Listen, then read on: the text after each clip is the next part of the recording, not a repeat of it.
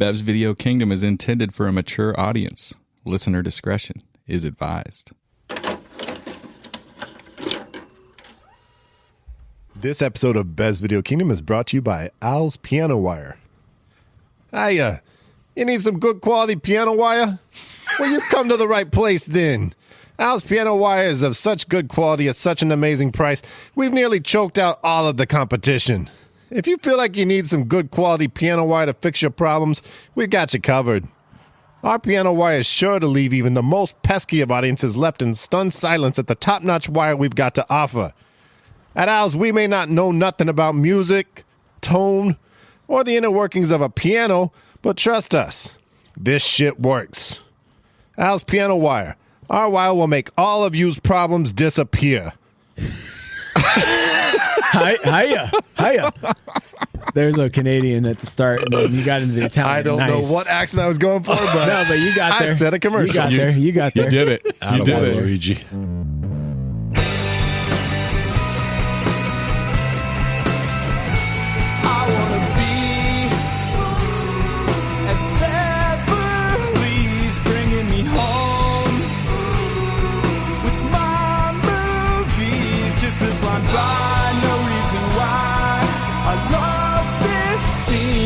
I can grab your favorite podcast. Let's start this thing. Brad, I'm about to make you an offer that you cannot resist. Are you going to? Did you just misquote the movie? Oh, that's amazing. Oh, I hope that was intentional. oh, it wasn't, and we're keeping it. What was cannot? Was that where you objected? It was we. You got that messed up. Or I'm or something. Refuse. Oh, you did say refuse, dude. Oh, I just said resist. I'm going to make you an offer that you cannot accept. This offer, you will not be able to say no. This offer is impossible to complete the transaction. I like to be a little more formal.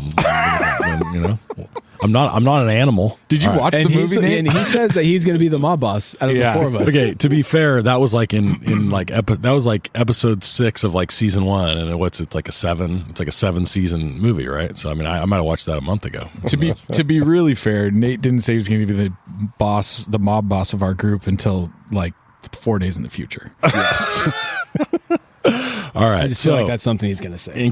Because I misquoted it. Time is a flat circle. In case you hadn't guessed it, and maybe you haven't, we are back, and it is 2022. Just the people that went, nah, I don't think I'm going to go with this year. They're like, ooh, the Godfather episode. They probably really know a lot about the movie. I'm going to make you an offer that you cannot receive into your account. All right, it's 2022. And we are back. Bev's Video Kingdom is coming at you with what might be the greatest movie of all time. It's certainly considered to be by many the top of the heap. I'm excited to see if Zach thinks so. I just can't wait. It's he's so a hater. Here's something that's special about this podcast, and I say special, and I mean it in all the ways you might take it. So, whereas many movie podcasts would feel like a little embarrassed about the fact that the hosts had, not seen what is arguably the most famous movie of all time, 2 of the 4 here had not. So let's just say that there's no highbrow cinephiles in this group of 4. Luckily, I have another job because then I can't be the guy that's like, what do you do for a living? Oh, I do a movie podcast. Oh, you ever seen The Godfather? Nope. Nope. So let's see. So I had seen it. This is Nate, by the way, hosting, in case the buttery, deep, smooth voice didn't give it away. And Nick over there had seen it. Hi. Had you seen it? Oh, yeah, I'd seen it. Yeah, multiple times. And Zach, you had not seen it. And Brad, I had not seen it. You had not seen it. Nope. So you're getting last night. You're Add it getting to a the first list. reaction from 2 true cinephiles. I've got a quick take on the movie, but at first, I want to ask Nick, as a person of Italian descent, as a representative, who had the over/under on 2 minutes before Zach references Nick's Italian descent. As a person of Italian descent and as a member of the BVK crew, I'm curious. So, was this like required viewing as a toddler when in your household, or was this one that you had to like sneak in and catch your parents watching at night? When we were over the age of 6, we were required to view this. Once you got at the on birthday Christmas. Once you got your first patch of back hair, they were like, "Here we go." Well, that would have been back hair 4. came in. That would have been 4. So would have been 4. Nick's 6-year-old birthday party, he had all the kids over, and the parents had to sign waivers so they could watch The Godfather. Are you okay with your child it was watching The non-disclosure Godfather? agreements. Okay, so we're talking Godfather, and I want to just hear. I want to go to the raw. I want you guys to go full like raw dog on this. We're going raw dog on Godfather. All right, Brad, first time viewing it. Give me your take. What'd you think? My son's 15, and we sat down and watched it together, and I was like, dude, you're not going to make the mistake I did and not see this movie until you're an old man. When you start your movie podcast, you'll be able to say you have seen The Godfather. So we sat down and watched it together, and we enjoyed the 3 hours. I said at the end, I was like, that was a very quick 3 hours. I was surprised that it went by that quickly, and enjoyed it. I mean, you've got just an amazing amount of talent in this movie. You're going to get something good, even as much as the shoot had so many problems, it sounds like.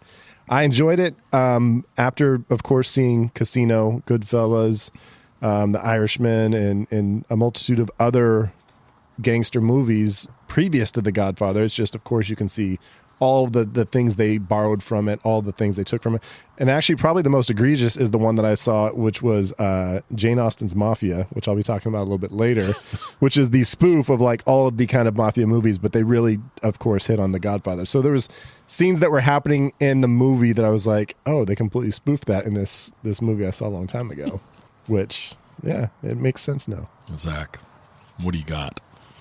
So, I had never seen The Godfather, and so I told my wife, I said, babe, we gotta watch The Godfather. And she, to my surprise, I had no idea, was like, oh, I've seen the movie a bunch of times.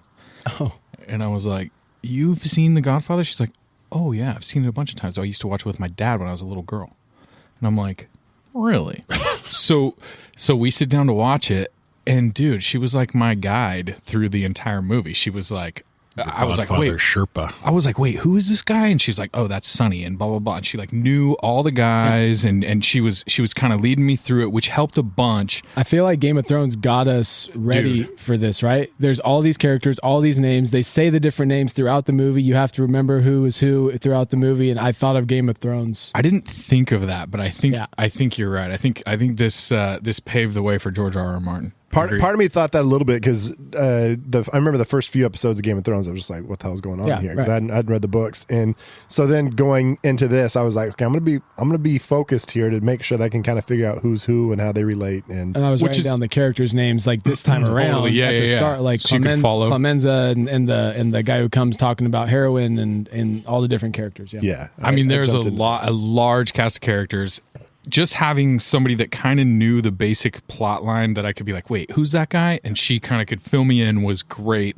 I thought it was really interesting because, I mean, she said she watched it with her dad, and she told me at a certain point when the guy gets shot in the throat in the restaurant scene, which is fucking great. I thought the restaurant scene was probably the best scene in the movie. It's one of my favorite scenes in any movie. When he goes into the bathroom and can't find the gun behind the toilet for like a split second, dude, some tension builds. I was panicking. I was panicking bad. And then he walks out and he sits down. Yep. And when he's been instructed to come out blasting, and you're like, then you kind of expect him to sort of decide he wants to say something, but then all of a sudden, so it's like the perfect kind of within a scene, kind of like throwing you for a little twist. It was very realistic, but I love a slow burn. That's kind of my jam. I really liked the way that they set up a whole bunch of stuff, and then they paid off a bunch of stuff. But I found it very interesting to watch with my wife because she was like, oh, this part, and then when the guy got shot he gets shot in the neck and then shot in the head, and she's like, that was a part that every time I watched this movie with my dad, he would make me cover my eyes. And I said, really? And she's like, yeah. And then we would watch Terminator and Terminator 2 and Predator and all these insane like murder movies, but she said that her dad he felt that scene from The Godfather was too real. She shouldn't watch it, which I thought was just pretty crazy. And the other thing that she did for me when we watched it was she told me, you just have to think about 1972 and think about when this movie came out and think about what it is for that. And I think that really helped with my frame of reference because it is a really slow burn. There's a lot of characters. It's hard to follow at times, but if you have somebody to kind of guide you through it, I think it really helps, and I really enjoyed it. It's funny that cop getting killed is like a pretty damn realistic looking like shot to the neck, and then when you get Sonny getting shot and he's doing the dance like out there for like 100 bullets, it's like the exact opposite. Yeah, Nick, come on, give it to me. All right, I got some stuff. So what's cool is I loved hearing what Brad and Zach thought. And then coming from from my side that's watching it maybe the, 12th, 10th time, maybe around there with it, and maybe not from like start to finish, but so jumping in and really and maybe reading a couple articles here and there and people talking about this or that or the editing and the cinematography and then getting deep into like the pace of it and how unbelievable. Then you think about now some like my favorite director is Fincher. So looking at Fincher films and like how dark and like brooding, and we talk about tension with Fincher all the time. But what I love and what I kind of miss, and I feel old saying this, but I feel like before COVID, all of a sudden we're in this this spot in movies where everything's coming out and jam packing so fast. Movies are coming and getting cranked out so fast. It's a movie factory now, and it's like anything over 2 hours is like challenging people's like attention span. Every one of these movies is no less than 2 hours and like 35 like minutes.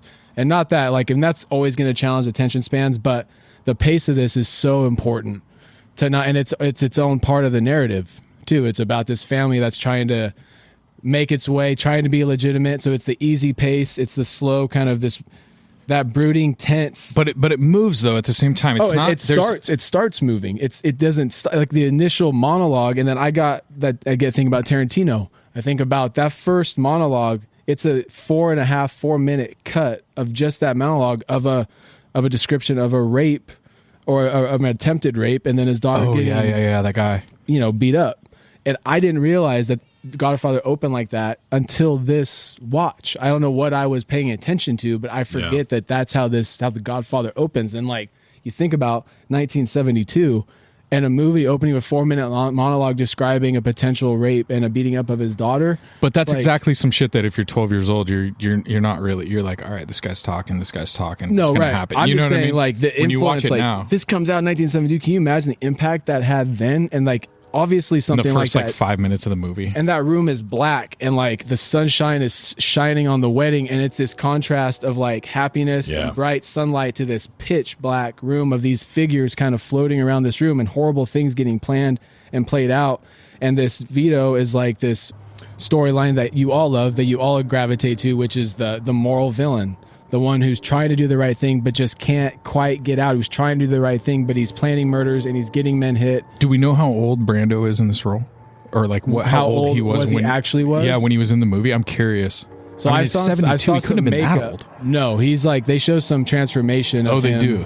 Like I saw like a bit before and after. He's but 48 when the movie comes out. Okay. So he's probably just a hair. So I mean, but he's playing a 65-year-old man, right? I mean, that's at least at least 65. Yeah. So he's supposed to have, his character's supposed to have been born. He's supposed to be. And the aging looks better than the fucking Irish. I think he's supposed to have been born in 1898. Yeah, and Carter noticed on his gravestone it was like late 1880s or 90s. Yeah. No shit. Nice. Yeah.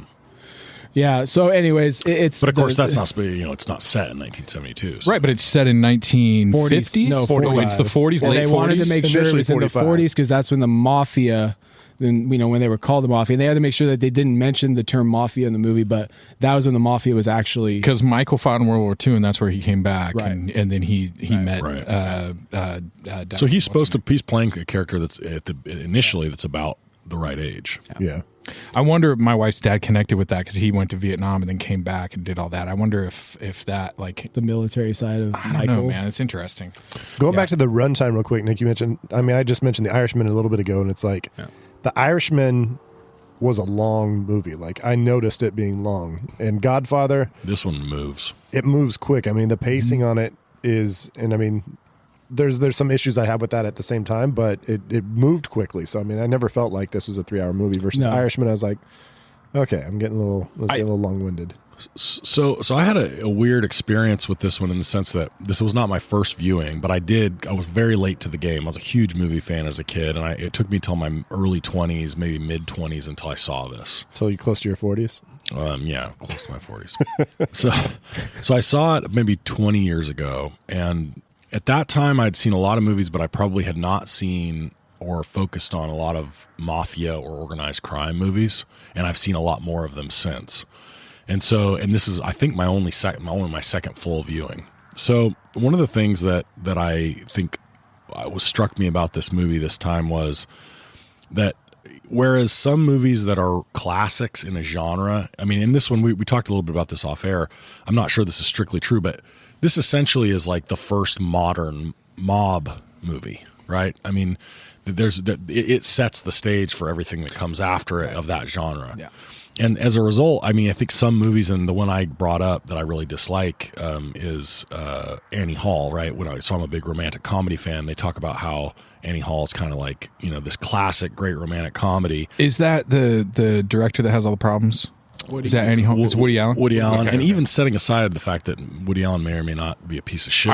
I've never seen Annie Hall. Just curious. I hate it. And I hate it partly because I think a lot of things really like built on it and maybe ripped it off and did different versions of it. And I saw all those before I saw Annie Hall. And so I went back and I was like, well, I've seen this a bunch of times, but you're obviously watching in the wrong order. I also dislike Annie Hall for other reasons that just I don't connect with it. But this one, when I came back this time, I was a little bit nervous that I might have that same experience where I was like, all these other movies have come along and done it better. Yeah. And there's something about The Godfather, that just it holds its own, even though it's been copied so many times. There's something really like unique about the way that it presents some of the themes in it, and I think you guys already hit on one of them, right? The sort of moral villain. I mean, everything from Walter White in Breaking Bad to lots of the mob characters that you sort of can't decide why you're rooting for them. Yeah, Tony Soprano. So there's all these sort of like anti-heroes that you can't help but root for, even though you're you're not necessarily on board with their sort of moral or ethical compass. And there's something about the way that The Godfather does this for me that was just still a total home run. And there are some things that I looked back at, from 1972 that I couldn't completely look past, just in the sense that it feels like a movie that was made a long time ago, and there's certain parts of it that show their age in that way.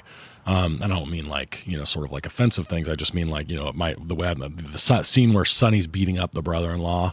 Like there's some like terrible, like potential body acting, but in general, right? The movie, you could watch it for most of the movie and have the experience, you completely take yourself out of the fact that it was made 50 years ago. I feel like the characters are original. And they're they're almost like they're everyday dudes. Like the assassins, one assassin looks like, or one of the guys that they send to make hits looks like he's like 68 or 70. The heavyset Clemenza, I mean, he's one of the hitmen. You have these guys that are just normal everyday dudes that happen to be working their way up.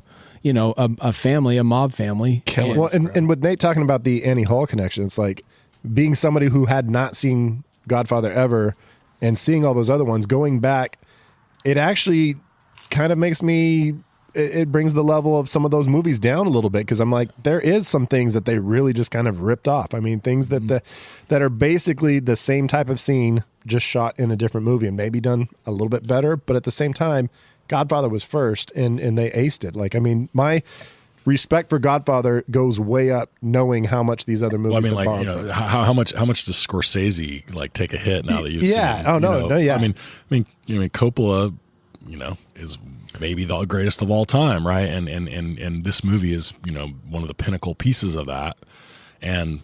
I mean, not obviously Scorsese has his I think they were kind of collaborating, though. I think that because they were coming up all together. Yeah. I think, right? Like Lucas, Scorsese, Coppola, all those guys. I mean, even I think Spielberg was maybe a little after, maybe tiny bit, but close. Yeah. But it's Lucas and Coppola started. The same era. Yeah. Anyways, so it sounds like generally positive reactions, even from our noobs here. So So next up, we are going to, in just a moment, we're going to jump over to Drinking with the Director and a very special guest. We'll introduce him in just a minute, and we'll see you then.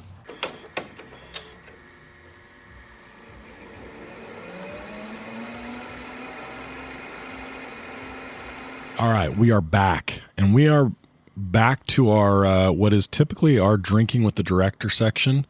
But today we have the special privilege of instead drinking with the editor.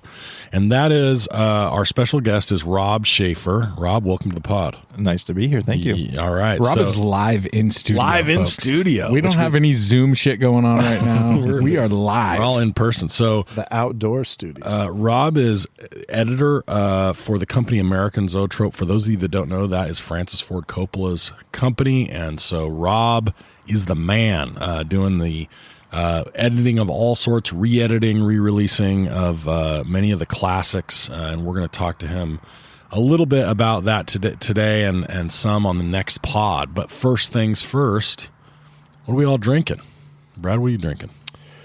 Well, I'll speak on behalf of three of our other potters. You're drinking my keg as well. What you're drinking. We've got the Karate in the Garage, Karate. Last Call Brewing, Oakdale, California. Yeah. We've got some fresh Karate in the Garage that is going down smooth. What are you doing? A no drink January or something? What's going on with you? Brad's got a... Oh, he's got it on the floor. It's hidden. Kind of a lot I of got electronics all the equipment next to around him. me. I'm like, yeah, I'll He put had on it the hidden in floor. his mustache. All of Best Video Kingdom, the future of Best Video Kingdom is all in front of him. He wants to keep that on the ground. Rob, what are you drinking? I have unsweetened cold brew.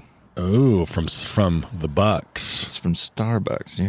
He's trying That to cold black coffee. I like it. I know this is going to surprise many of you, but I'm drinking Diet Pepsi with grenadine. It's looking very red. Is it real? Yeah, I'm getting down to the bottom, and the bottom is where all that grenadine settles. How many bottles of grenadine did you get for Christmas? I didn't get any. Hint, hint. What? Hint, hint. If anyone's looking for Got late you. Christmas Got gifts. you.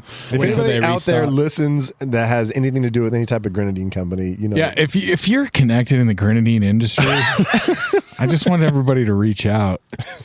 If you've got a connection to that red gold, I think that's what they call it, liquid red gold. All right. So, Rob, we're talking Godfather, and you work for Francis Ford Coppola. You work pretty closely with him. Mm-hmm. Let me ask you this. If you were Zach and you hadn't seen this movie until you Would you leave that off your resume? Would you just get fired? Would you be fired immediately, or? Well, I will say it's not required to see all of his films. There are certainly some I haven't, but What? I would probably fire myself if I hadn't seen Godfather. We tell Zach that he should fire himself all the time. But seriously though, so like when you're starting out as like a young man watching movies and before you even met Francis, is that something that you were like, I really like The Godfather, or was it after you made that connection that you were like, oh, I should watch The Godfather, like this is going to be a badass movie? No, I hadn't. I saw it late. There's certainly a lot of films, even classic ones, that I still haven't seen. I'm not one of those guys who's like, I got to watch the top 100 list or something. Me too, brother. Yeah. That's not. But no, I saw it in college. I sat down and watched the trilogy. Because you went to film school, right? Yeah, I went to film school in San Francisco. So, I sat down to watch it and loved it. And is it one of your favorites, or where does it fall for you on the whole? Yeah, Godfather 1 and 2 are definitely way up there. I don't know. I've never really thought of a top list.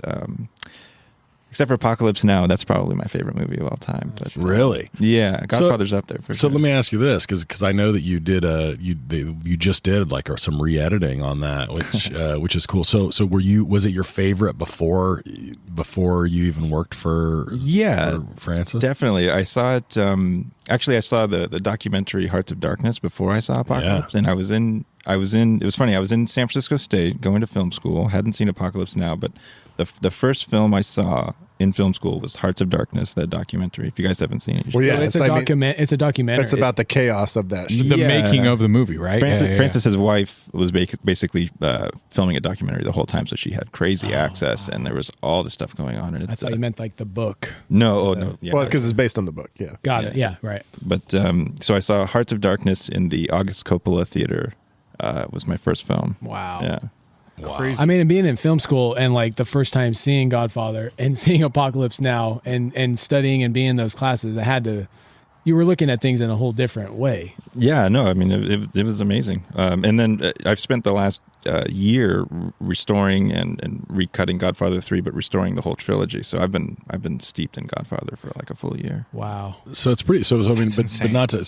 So how crazy is it? I mean, and everybody has these sort of moments. If you get far enough and you do okay in your career, but for you, I mean, if Apocalypse Now is one of your favorite movies, and then you get to sit down with Francis Ford Coppola and actually make some creative decisions about the re-edit. Yeah, that was pretty gnarly. I mean, That's so insane. it was insane. We were working on the restoration of just we were going to do a 4K HDR restoration of the original cut, the theatrical, and the redo Redux. Yeah. And we were in the middle of that, and we were showing Francis some stuff, and he was like, I had this other thought for another cut. See if, and we were working with Lionsgate at the time, and he said, see if Lionsgate would be interested. And of course, they They're like, sure. Yeah, they're like, yeah, we'll do that. Oh, Francis Ford who? Sign us up. Yeah. So at that point, we started sitting down and watching it and making decisions on what. And it was an amazing experience, and we got to sit down and look at old dailies and stuff, which was amazing. But the big disappointment for me was that his big idea for the third version was to restore the original ending, which I don't know if you guys have you guys seen? I have. Yes. Have you? No. Yeah. Oh, okay. No, actually, that's what I said on my dad. My dad Brad- didn't see Godfather, but watched Apocalypse Now. Yeah. Oh, Apocalypse Now I've seen. Yes. Okay, I thought we were talking about Godfather. No. Sorry. Well, spoiler alert. The ending is he gets and he kills Kurtz. Colonel Kurtz, and then just leaves the compound, all the people there. But in the original ending, he kills Kurtz and then calls in an airstrike, blows up the whole compound, and then leaves. And they shot it, and that was the original cut. But I guess in early screenings, people thought that Too dark. well, they thought that he killed all the people there. All the natives and stuff, Yeah. but he didn't. And so Francis asked me to take a look at that and see if I could put it together in a way that it was clear that the natives were not killed.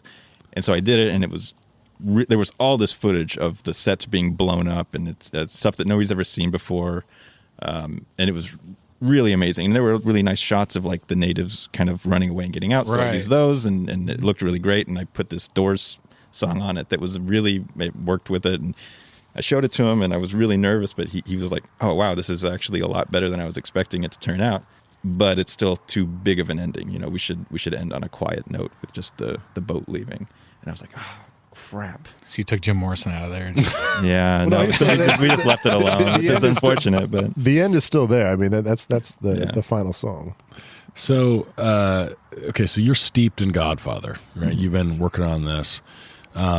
How many cannolis did you eat during the editing? yeah, my brother would send me cannolis. Maybe he's a bigger Godfather fan than I am. In case this wasn't obvious to you, we are not a bunch of cinephiles. You might go so far as He's to like, say I gathered that. We feel it's a major success if we can actually figure out which service movie's streaming on. So We try and fit MacGruber into every podcast. so what are the things I will literally suck your dick. Oh, I love it. What do you want me to find? I don't know what I'm doing. I haven't seen MacGruber. Okay, so See, I can. Now hate it's our on you turn for to that. shame Nate. Yeah. all right, so what do you see? Like, what sorts of choices as an editor, as somebody who's that's the thing that your sort of mastery is in. What do you see when you watch a movie like The Godfather that an editor is going to do? What's an editor's eye going to do or see in that movie that a bunch of rubes like us would miss? Oh, I don't know.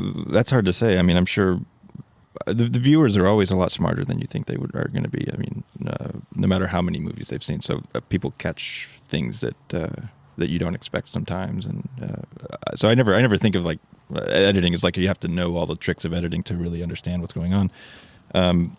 But in The Godfather in particular, I mean, it's all about the attention and looks, how long you hold on a character, what you're showing and who's looking at who. I mean, the eye lines in that are amazing. With just people, like, so much can be said when someone says a line and it cuts to someone else and they look to somebody else. It's like who's looking at who and how you keep track of that. Yeah, wow. Having Michael in a shot and then like Sonny's in the background, like you see him react and like just some little things like that that are really creative and neat. Yeah, and actually the scene where Vito is shot when he goes to get the oranges and the guys come out with the guns. like when it cuts, how quickly it's cutting, like to the guy's hands, and it cuts to the overhead shot.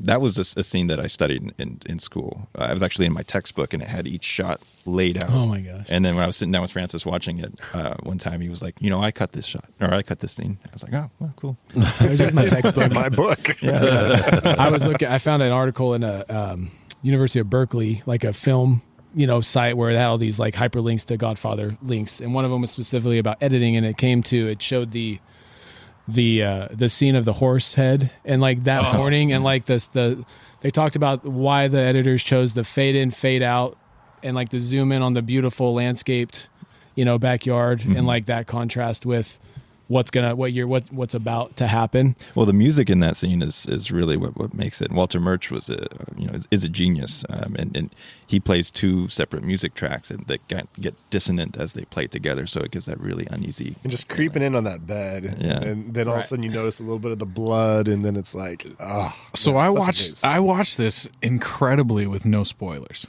So I literally had no idea what was going to happen. See, I knew all the pop culture like references. I knew the horse head. I knew Luca Brasi sleeps with the fishes, like all those lines and stuff. I knew, but I didn't knew know there was going to be a context. horse head in the bed, but the amount of kind of blood and stuff. That's gore. When That's they hiding pull it back, under the, and the fact that it's the dudes like that he was just talking shit about, like, oh, look at this fucking horse I just bought for all this money and shit. Cartoon, so great. next morning. Did you expect that at all with the horse? No, I didn't expect it at all. When I saw the horse scene, when he was introducing the horse scene, after I saw the horse head, I thought, oh, it all makes sense now, because I knew there was going to be a horse head, blah, blah, blah. But I didn't put that together as I was watching it. I was like, oh, he's just showing him his horse. Like, I didn't. Yeah. I knew they were going to do something in retaliation to him. I didn't think that that's what they were going to do.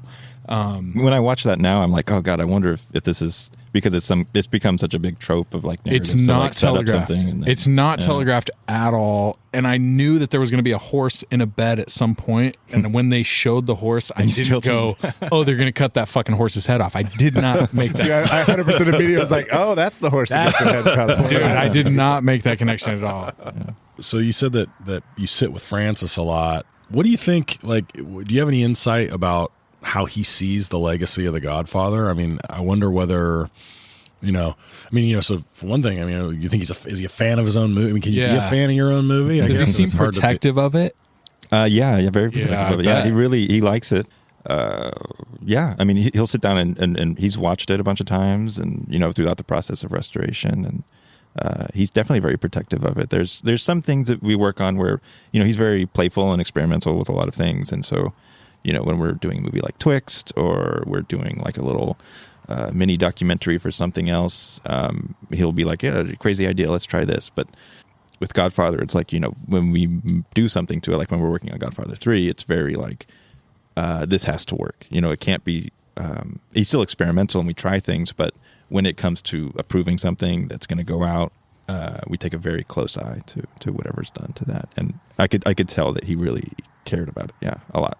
So the real question I have is Francis at this point like the Don of all of this stuff? Like, do you do a bunch of work and then bring it to him, and then he makes the ultimate like, no.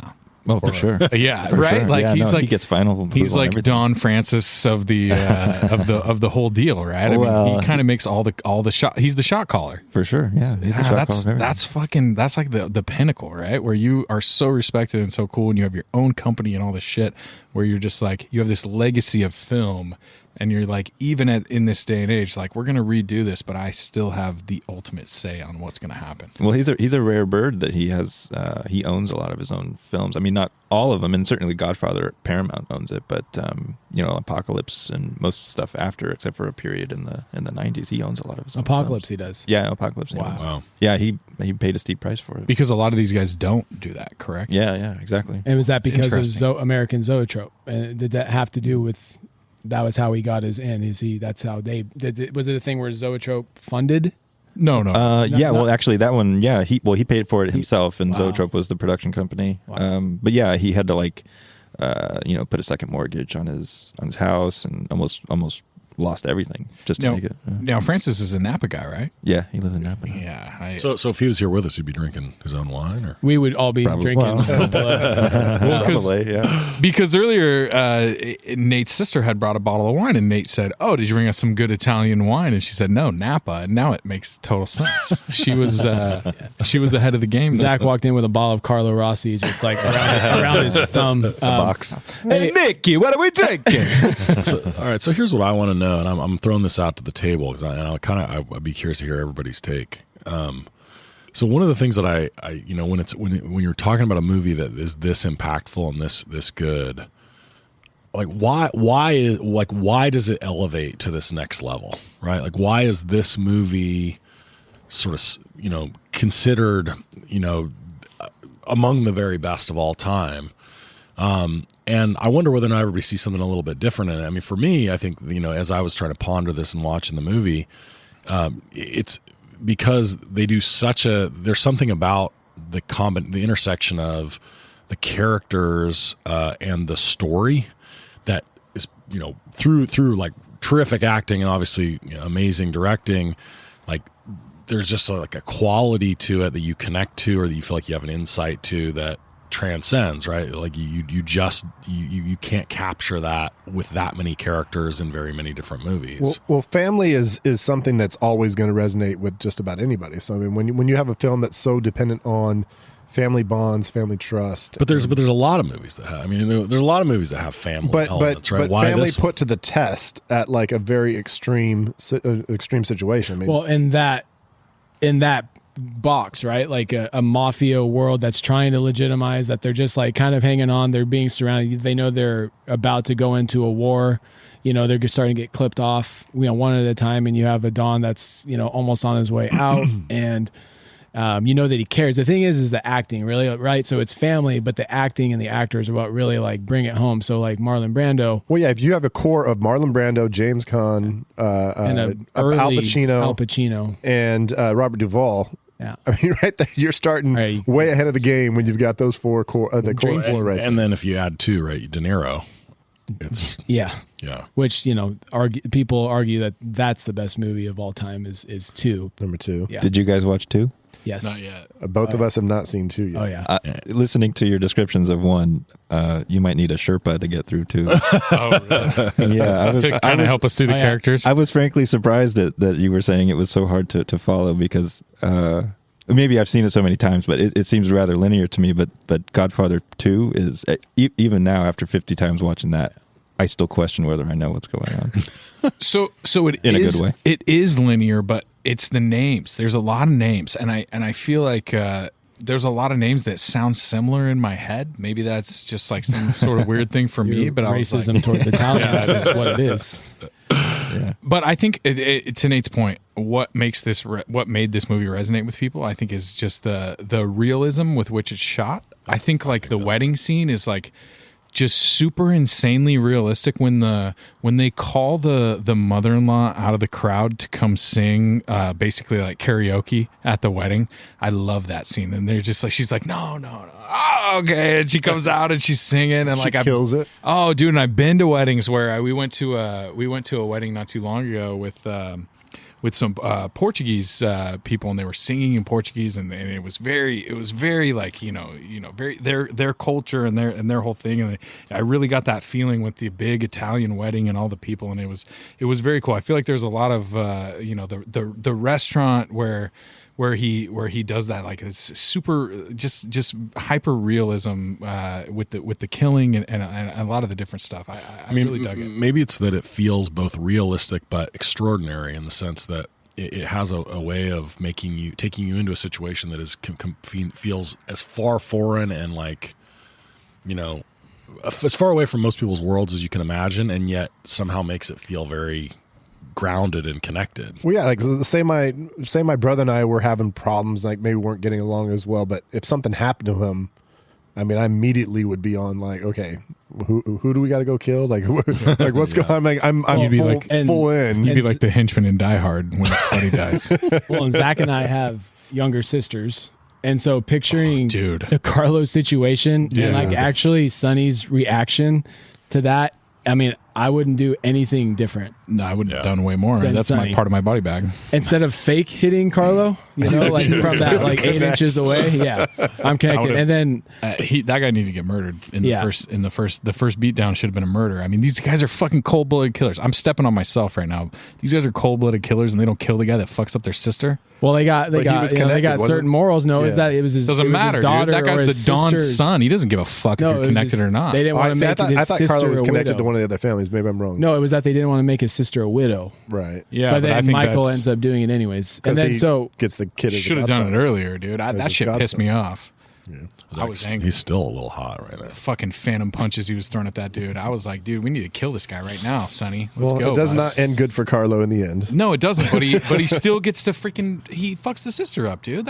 I didn't like that at all. So, as far as me in this movie, as Zach took a shot at earlier, growing up in an Italian American family, one side of the family growing up, and I did resonate with a very small version, but the feeling and everyone in the suits and the greased slick back hair, growing up in Italian parties like that, whether it's just a family reunion with a similar, obviously the food and the Hispanic culture is similar to the Mexican culture, where if you have grandmas and moms around, they want you to eat until you can't eat anymore. And there's food, and the food's not going to stop coming. They want you to eat, manja, tutti manja, eat your food. Oh, you look skinny. Eat some. You got it. Have you been eating? Kind of a thing. They saw your six pack. And they're like, okay, no, you're like, have some pasta, motherfucker. Have some veal.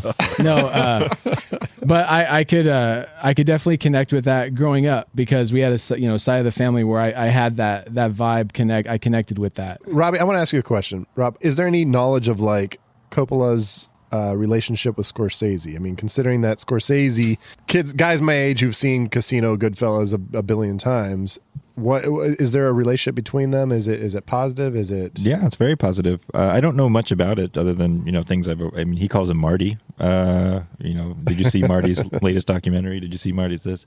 He has a restaurant. He has a restaurant in Geyserville called Rustic, and on the menu there's a lemon brick chicken, which is a recipe from Marty's mom. Okay. They're very friendly. I don't know much about. There's actually a book, I forget what it's called, but it's about all the golden age 70s directors. It's very good that talks about. I think it's called Easy Riders, something. Easy Rider. It's something Easy Riders, but it's very good. I'm sure it has more to say about their relationship, but they're very, very friendly. Yeah. I guess it was just really surprising to me to see how many things I felt like were just basically not copied, but just pretty much taken. We're just going to take this and do it just a little bit differently, but the same vibe, the same feeling, coming from Godfather going into Goodfellas, or. Well, you make a good mob movie. How what's not? It's going to have some connection to Godfather. That's true. Right. He laid down the blueprint, right? That's basically foundational. And exactly. why do you think it's so great? To throw the question to you, why is it transcend? Why does 1 and 2 together or either one? No, wait. Did they film 1 and 2 at the same time? No, they were very close together, but not the same. Okay. time. I heard they greenlit 1, right? Basically as they were doing the script, even I think for the first one, they greenlit number 2. I don't. I know he did 1, and then he did a movie in between called The Conversation. Okay. And he kind of left towards the end of The Conversation post-production to go shoot Godfather 2. He left in the middle of The Conversation. Yeah. I'll be right back. I gotta go do this other movie. I'm sorry. Got a feeling this shit's gonna be big. Yeah. I'll be back. No, I think as far as The Godfather goes, I think it makes you feel part of the family, and in that framework, the family is the most important thing. So you feel important, you feel invested in the characters, and also it's just everything is done exquisitely on the production side.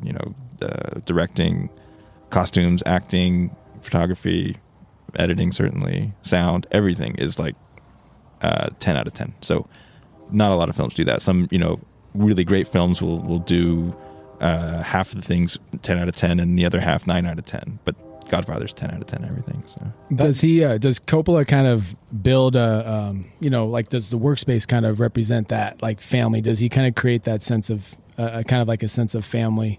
Oh yeah, definitely. Yeah. I mean, when we have lunches, sometimes he'll cook, and the lunches are always really big, important. Especially during the actual making, like production while you're shooting. He always has these Napoleon quotes, and one of them is like an army marches on its stomach. So he always has like the best catering, no matter what it is, so that no matter what the conditions are, if you're working late hours or if it's cold, if it's night shoots, as long as you have a really fantastic meal, sometimes a few, everyone's real happy. So. Well, you were saying right before we got on, Brad was complaining about my popcorn habit. Oh yeah. And you said that Francis and his daughter ASMR Sophia, moment. That's it. There we go. All right, move on. are the loudest eaters. Is that true? No comment.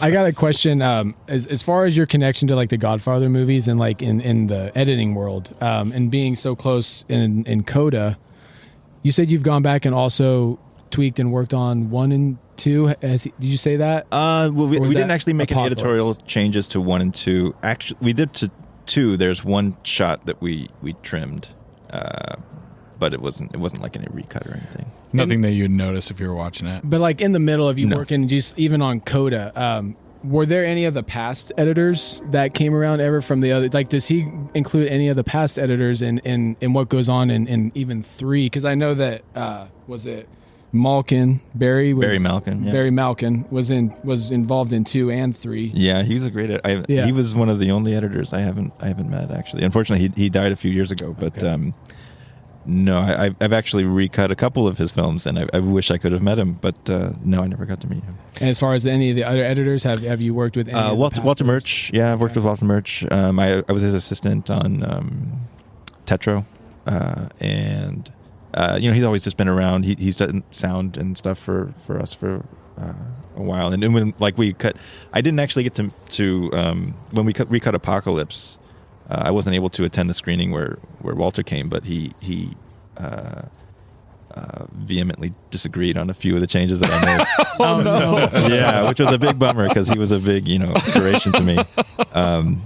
But it was fine. It was just I just disagreed. And in the end, Francis took his advice. No. Oh, really? Yeah, no, which was fine. It was at the end. There were some shots of Brando, Kurtz kind of going into darkness and coming out, and Francis and I kind of thought at first that we overdid it and we had too many shots of that, and so we cut him out, and then Walter was like, "Oh, you got to put this back in," so we put this back in. It sounds like it's a very like comfortable, like loose, conversational, like kind of atmosphere. Yeah, well, Francis is super collaborative, and one of the things that I've learned about him over the years that I've worked with him and other directors is that he has infinite confidence in himself, which is nice because some directors you work with, they don't have that confidence. So it's like they're kind of worried about how they're looking as a director as they're working. So they don't want to be uncool, or they don't want to make a dumb decision, or they don't want to try something because they think it might not be cool or may fail or something.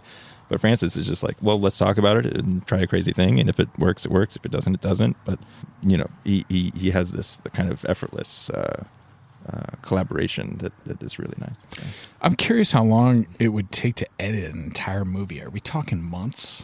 How much money do you have? Yeah, right? Like, that's really what it comes down to, right? I mean, you could just get so insane with the fine-tuning of things that you could just get down to the minutia and just take forever. Yeah, some films can take a year if there's a budget for it. Most indies, like low-budget stuff, they'll try to do like a 10-week cut. Yeah. You start when production starts, and you start cutting days as they come in. You try to keep up with production where you have all the scenes cut that they shot the previous day. And wow! So you're working in real time almost. Yeah, and so when they wrap, you generally within the week after you have a rough cut that you can show the director. And a lot of time that's important for indie films because they want to have the ability to like see the film and say, oh, we didn't get this shot, we didn't get that shot, or this scene sucks, so we have to reshoot it, so that before they break down all the sets and let all the actors go, they can reshoot stuff. We're going to do a reshoot today, and we're going to do the scene from Clerks that sucked again. Zach, you've never asked me how long it takes me to edit our podcast. I do. I ask you all the time, actually, Brad. I'm like, Brad, I appreciate all your editing so much. You're doing such a great job, Brad. We don't ask because we know that your wife complains endlessly about the amount of time you put in. And so we just assume it's way too much. The clock has been punched.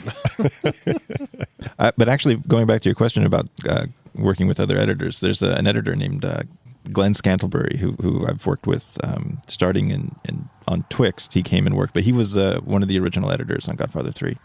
And he wasn't around to work on the new version, but I got to chat with him a few times about why certain decisions were made in there initially and stuff like that. I was just thinking that when we knew you were coming on, that was one of the things. Like it's got to be very obviously like working with Coppola is number one and just like starstruck. But working with and being in the editing world and that being your major in your direction, working with these past editors probably would have been really cool. And somebody like Malkin, is probably a bummer to not have worked with them. And I really wish, because we did a big recut of the Cotton Club. I don't know.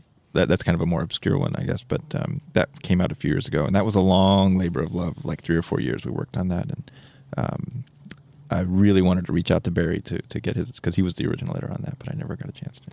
So with Coda, was this more just fully Francis's decision? Like, hey, you know what? This is eating at me. I need to make a different cut of this, and I have to do it, and I'm not going to be happy if I don't. Yeah, there was there were like 3 big ideas he had that made him want to actually dig into it. He asked me to see what it would be like to start the film without the dilapidated shots of the estate of the Tahoe estate, and without the kind of papal ceremony that goes on, the big church ceremony. To see what it start directly with the well, at first it was to try to see how it looked without to go just to the party up in his apartment, and to also change the ending so that I watched it. Okay. Yes, spoiler alert. Just say it. Michael, in the original cut of The Godfather 3, there's this long shot of him alone in this estate in Sicily, and he falls over and dies. He just unceremoniously sitting in his chair has a heart attack or whatever, or a stroke, and falls over and dies. But he didn't want to. He wanted to change the ending so that he didn't die. So that he's gone through this big tragedy in the film and is just kind of left with it and has to live with it for the rest of his life. And they don't let him off the hook of dying. Right. So that's what we went back to do those changes. And once we started watching it and sitting with it, we started doing more changes and more changes and more changes, and just went on from there. So that's what I was curious of. It was how many changes are like the most significant. Obviously, the ending would be the most. Yeah. Was there maybe another like a number 2 or 3 as far as significance? We moved. There's this scene where Michael is kind of negotiating with the Archbishop. How much can I pay you to? When they're sitting across the desk from each other, and the Archbishop is asking, he says $5 million, and then he says, or 500, and then the Archbishop says 600 million. Yeah. Because he and it's actually coming out as a real thing now. It's a real thing that happened where the church was kind of embezzling money and lost a lot of money and everything. Yeah. But anyway, that was in the middle of the film, and he wanted to try to see what it was like in the opening of the film, because originally, and this is when I was talking to Glenn about how the film was originally cut, he said that film was that scene was always in the beginning, and if you watch it, it mirrors the opening of Godfather 1, where it starts on this long shot of Michael, and you hear long shot of the bishop, and he's talking to Michael about his grievances and everything. And so we put that there, and then Glenn said, "Yeah, that's the way it used to be. That's the way it's shot." But then we showed it to George Lucas, and he thought, "Oh, but halfway through the film, you forget about this plot line with the church." Yeah, so like, where's the Francis moved lightsabers? it to the middle so that you felt like you forgot about that. Oh, Lucas. yeah. And then he's like, we need to have a 4-hour epic Attack at the Clones. Just Republic inner workings of the government of the... He's like, where's all the CGI, guys? Why don't you have a fucking funny Muppet? and we also wanted to make it more focused on the kids because he loses his daughter at the end. And so there's some new lines with the Archbishop, and it's actually me if you listen closely. What? Oh, Wait. So when you say new lines, well, how does that work? I record them on my iPhone. Do you speak?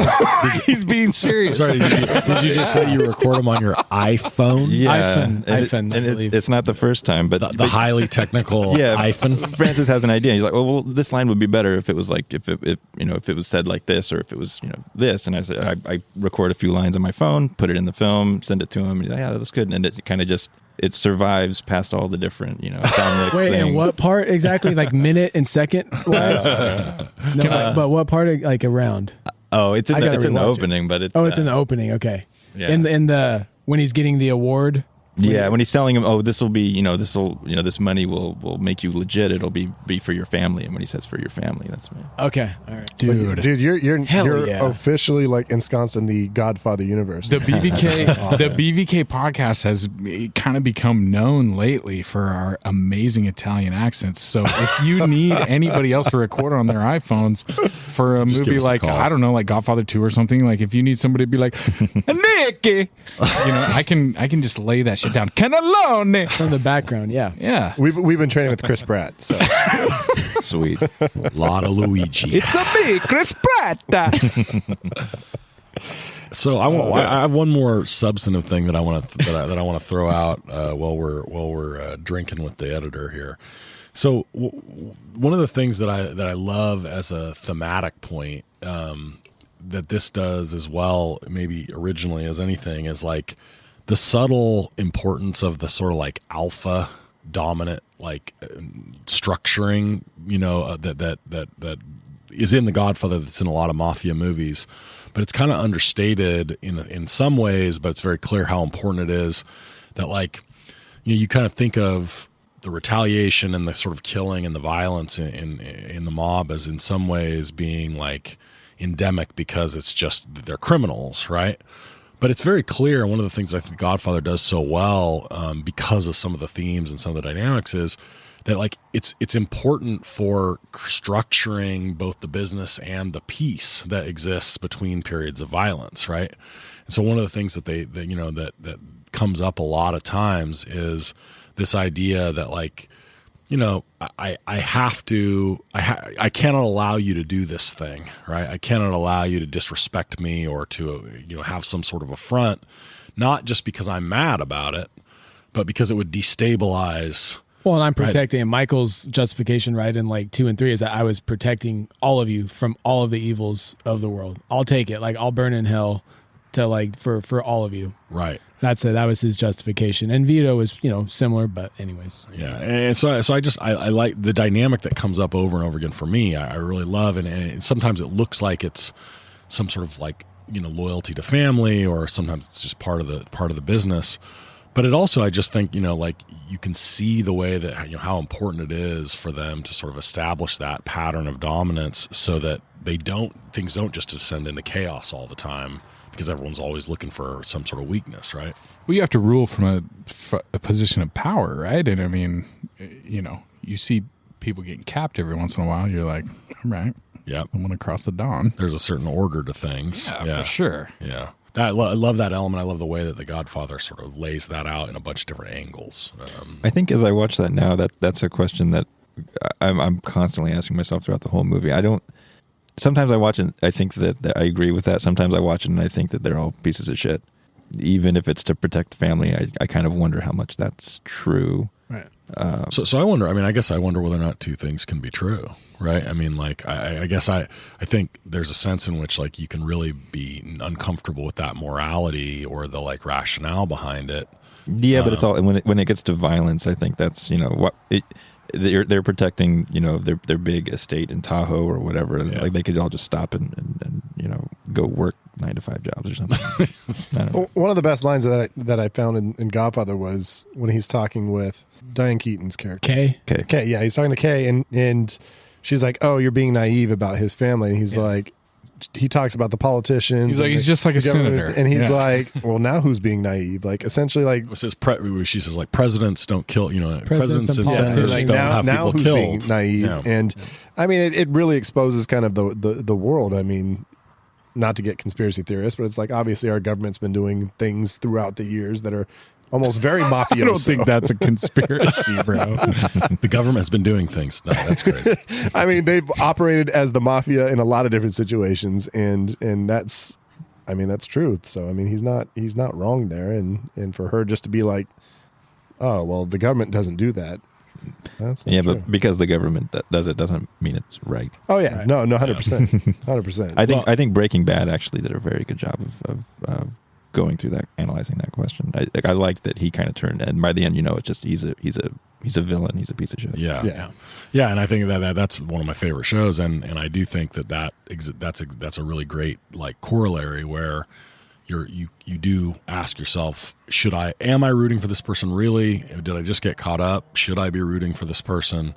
And I think it's easy. It's actually in some ways, especially with just one, it's easier to sort of feel that way about Vito and less that way about Michael, right? Yeah, because where's the? I mean, Michael's first thing in the movie is him saying that he's not going to be like that, right? Yeah.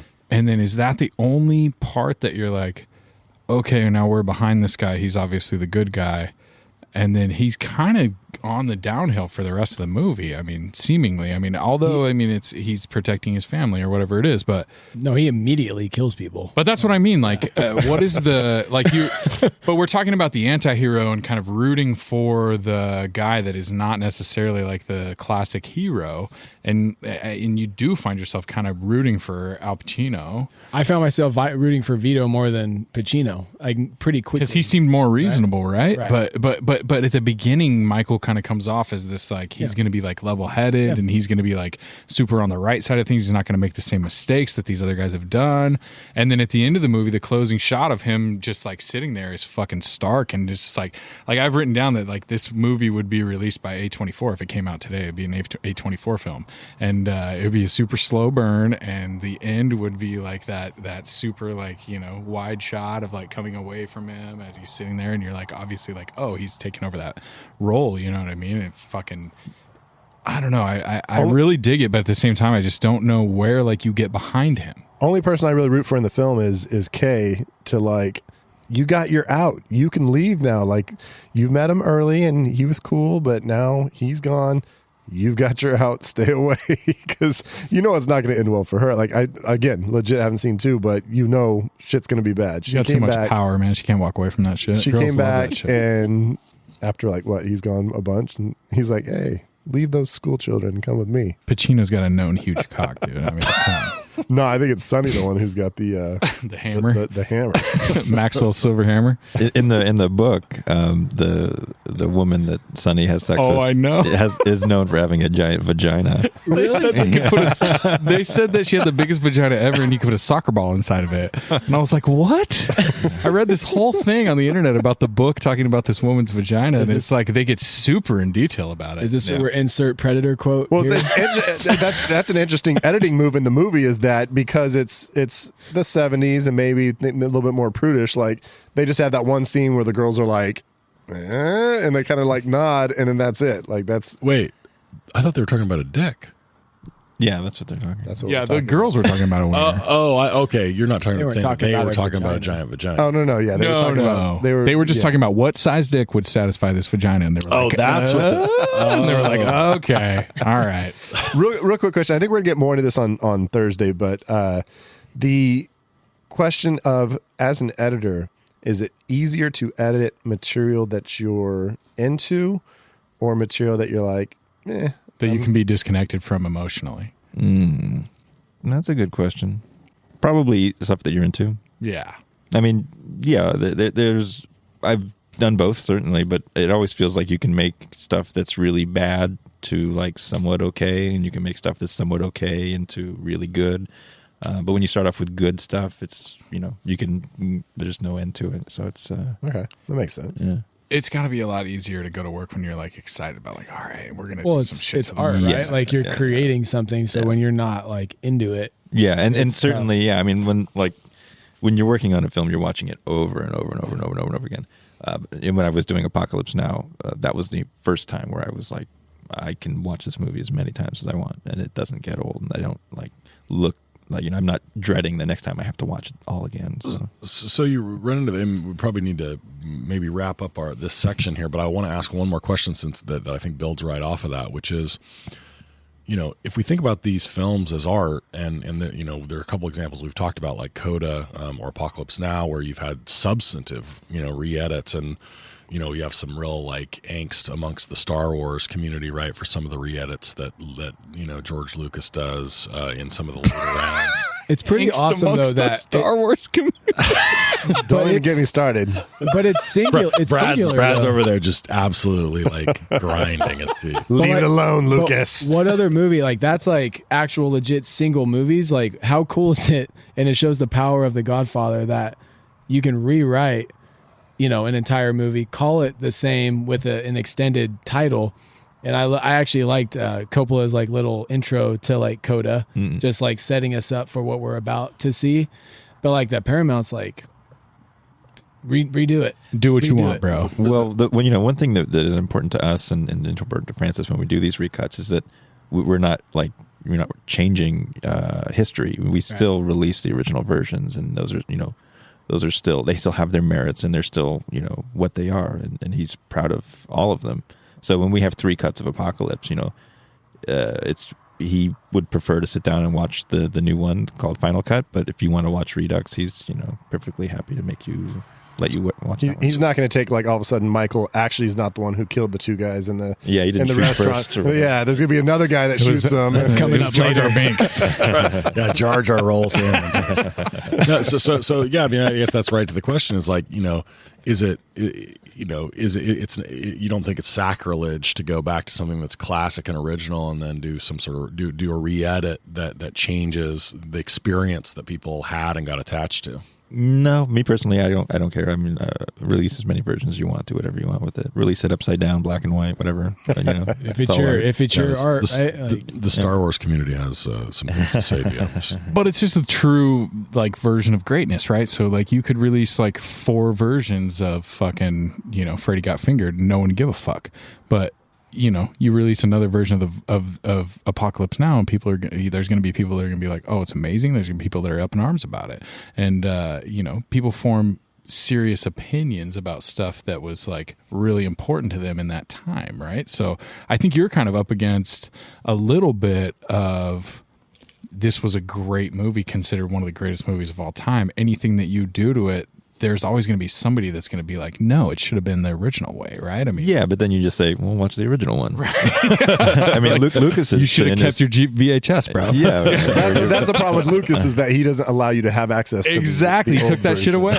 Brad's been just dying to say that for the last 5 minutes. I mean, we have Stallone. He just did the Rocky IV that was released November or whatever, and he did a whole recut of Rocky IV and took out the robot and added a bunch of extra stuff. It's like Bullshit. I call bullshit on all that. As long Taking as out the robot. if you left Eye of the Tiger in him. Polly's robot's important. All right, so that's Drinking with the Editor. Rob, it's awesome that you came on with us, and awesome to hear from you. So awesome that if you're willing to come back, we're gonna have you on to judge us and talk more about your experience with American. With American Sniper. With American Sniper. How did Nate is. I love it. Begins and ends the podcast with just amazing A few weeks flops. off. I lost.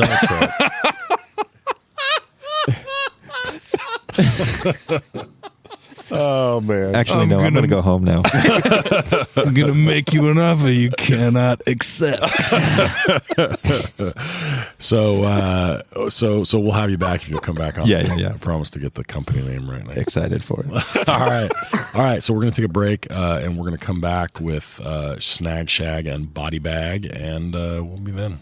Bev's Video Kingdom is brought to you by Don Vito's Wish Granting.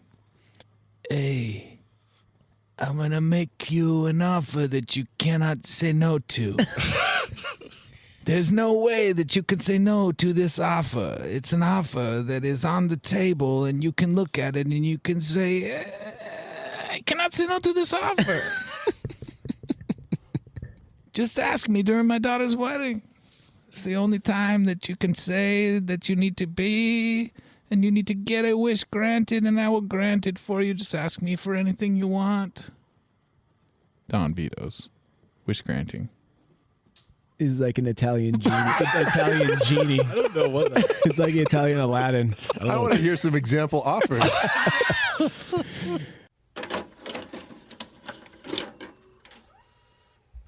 All right, that was awesome. And now we are going to move along to Snag, Snag Body Bag. Fuck, marry, kill. It's Pretty much. You know the funny thing about this category, and I will tell everybody this.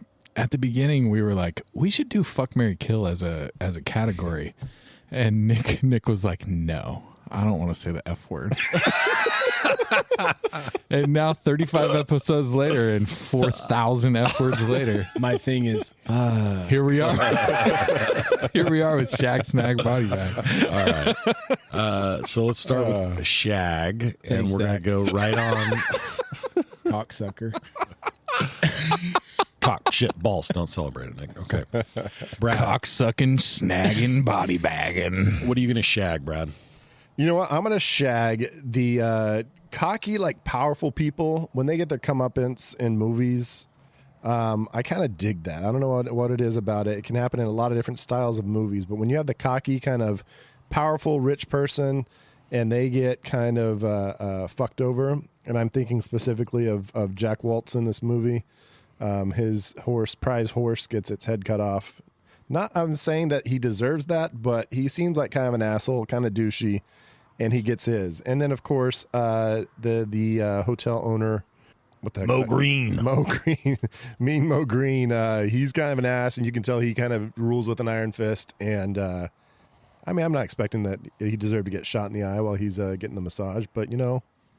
Mo Green was kind of a dick, and you try to get loud, and when people can't ever like challenge you for it, but the mob, they don't care. They're like, we'll fucking challenge you. We don't care. He's not the first, not the last guy to get shot in the eye during a happy ending.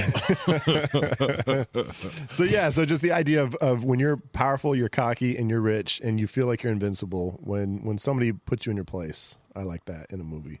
All right, Zach, shag it. I talked about it earlier, but just the realism of the entire movie and especially of the violence, which I'll get into later. Some of the realism isn't there in certain violent scenes, but in certain parts of it, he really embraces just getting realistic, real bloody, and as I said earlier, when I watched this, you have to kind of frame it all in the time that it came out. And some of the kills and some of the stuff in this really, I have to imagine in the early 1970s really resonated with a lot of people. So can I piggyback really quick? Because I'm also going to shag some realism, but it's a very different kind, which is I in a lot of movies, especially sort of cheesier and weaker mob movies, you see the bosses give orders to the lieutenants that are very vague and kind of,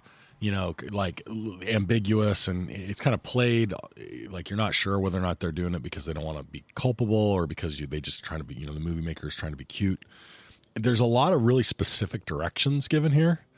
And I love that, right? Like it feels much more real because I'm like, you're not going to be, if you're in charge of this organization, you're going to be really clear about what you want people to do. Well, and it was before bugs. Nobody had to worry about bugs. That's or actually being hurt. a great And point. that's the number one thing is you're talking about the 40s is when it took place. Yeah. So I loved that, nobody was trying to be cute, right? Like Vito's giving orders and being pretty clear about exactly what he wants people to do and how he wants them to think about it. And Michael does the same thing.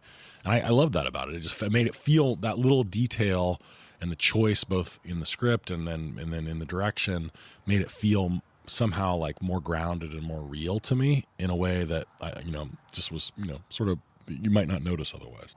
All right, this is Nick. I got my shag is Marlon Brando.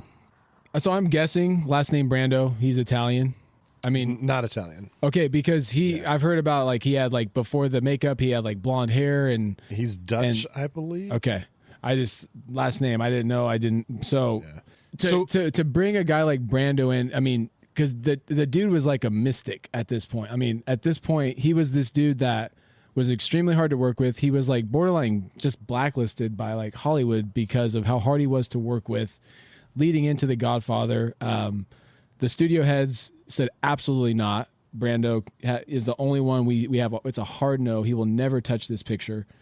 But he was still revered as like the best actor ever, and this just like phantom of an actor that no one could figure out, no one could decode. He was strange.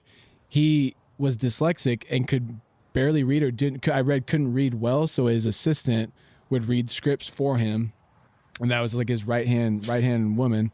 And I'm curious, Nick, what do you know about like the sort of like makeup or prosthetics that he was wearing? Like, because he didn't look like Marlon Brando to me. I don't know much other than the Kleenex stuffed in the pouches of Is that his what it cheeks was? to make. He said he wanted to look like a bulldog. So And there's he this pulled it off, dude. I have a bulldog, and he looks just like him. Well, and you think about like the accent and like the underbite that he Yeah. shoves his chin out, he packs his cheeks with Kleenex, and he said he wanted to look like a bulldog, and his accent, everything's so just like, if you think of it, it's a caricature of a mob boss now, but back then nobody had an archetype to really base things like off of. It's a wild, like, creative decision that he made or that somebody made at that time. Right. Well, And the and thing the is- speaking, like the way Yeah. he decides to speak too. I mean, Right. just that. I'm going to talk like this. And Right. Really slow down. It's a conscious impediment, right? I mean, he's thinking, his character, he's decided has this weird, like, facial thing and this weird, like, way of speaking, which now is iconic. But at the time, I bet you people were like, what the fuck is Marlon Well, yeah, doing? you're bringing in Brando, who's going to make some crazy decisions. He's going to be hard to work with. You're going to have to put cue cards everywhere because he doesn't memorize scripts. He has to just read it while he's there.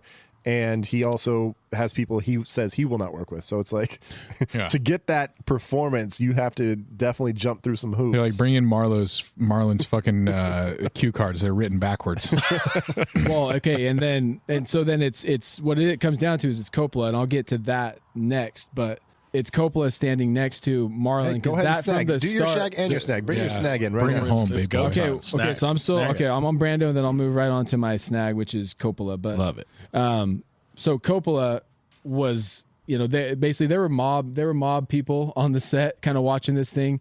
They pulled, oh my gosh, the hitman, Luca Brasi? Luca Brasi. So, and I'll just say this now because to give you a sense of what was going on in like the offset. There were mob, not bosses, but maybe mob people watching the filming of the movie. Coppola pulled Luca Brasi off, who was actually a bodyguard for a mob person at the time watching it. He's like, you have to be in my movie. You have to play Luca Brasi. He pulled him off and turned him into Luca Brasi, just standing on set as a bodyguard for another mobster. Which on set. Luca never really gets his due in the movie. He never really gets to show like what a badass. He's very much the Boba Fett of this movie. He's thought of as like this big badass dude, and you get the feeling that he's like the heavy, right? And then he kind of gets capped quick. Yeah, he's supposed to be legendary, and that dude. He's like, He sort of walks in with all the vibrato and confidence in the world. He's like, when they're talking, he's like, you know what? I can stop everybody, but we can't stop Luca. Yeah, he's like, oh, I'll do right. it, Luca. Yeah, right. but I mean, it's kind of an interesting, like, that's a great, there's little things that tell you a lot about his character without him being there very much. Because the way I read that was you can't stop him partly because he's like a force of nature, but also because he's very like simple-minded. Yes. Right. And he comes off in the early part of it Definitely. as like, he's a very simple-minded, very loyal, like, And they were saying that had to do with the fact that he's just a normal mob, bodyguard who had a hard time understandably remembering his lines. And so him stuttering over his lines in the movie was him, just like him, Coppola working that into the movie in that perfect way. That's genius for sure. So to really quick finish up on Brando, they had to do a secret screen test because Coppola had to prove to the Hollywood execs that this is my man from the start. him and Puzo wanted Brando, which is funny. Like they had him in mind for, and the transformation they had to go through is so. That's what's crazy is that the transformation that Brando had to go through, and still Puzo and Coppola, that was the guy they had in mind, and that just speaks to how big of a deal he was. Like the Daniel Day-Lewis. I mean, you think about these mystics that do a film every whatever years, and you know that everyone's seeing it. The cinephiles I think DDL is a good comparison, right? Yeah. They're going to get into that character. They're going to do whatever they need to get into that character. And they talk about the screen test and him sitting, eating a piece of salami, putting a piece of shoe polish on his upper lip, dipping his cigar into the wine, and like they talk about this transformation that they saw happen in front of their eyes as he turned in to the Don, because he had read the script at this point, and it was like magic. And I picture a movie. I feel like they need to make a movie about Marlon Brando, and specifically turning into Vito Corleone, or the Coppola and Brando, the story of them. It's a movie in itself, and how that happened, because then that leads me into my snag, and it's Coppola. Nick's got pages, if you can hear that. So Coppola, talked of as one of the best directors of all time, possibly. Godfather and Godfather 2, two of the best movies, and Apocalypse Now, all three talked about, and they're favorites of certain people's movie collection of all time. You have Godfather, filmed in 1972, Godfather 2 in 74, and then Apocalypse Now in 79. And then followed by The Outsiders in 83. It was that far after, huh? It was 5-7 years after Godfather? What, Apocalypse Now? Yeah. So Godfather 72, and then Apocalypse Now 79. Wow.